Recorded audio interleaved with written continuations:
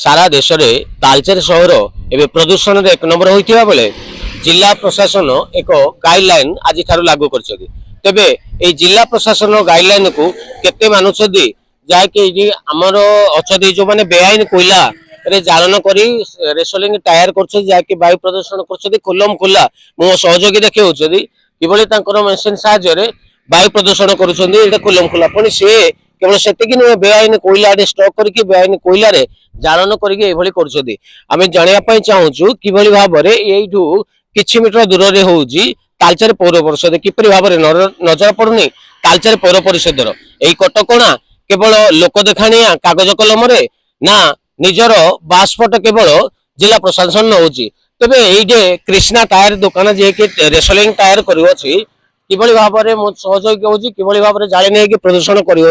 पुणी अन्य पटे होती एत मात्रा स्टक कोईला बेआईन भाव रखाई आम बुझीलु कोईला होती सी कहले समस्त नजर कुआडे पड़ुअछि कि कहीं भी कौन कर्तृपक्ष कि तालचेर पौर परिषद की प्रशासन कि माइनिंग कार किपर दर्श पड़ना आम आपण को देखा तेज प्रदूषण जो डिक्लेरेशन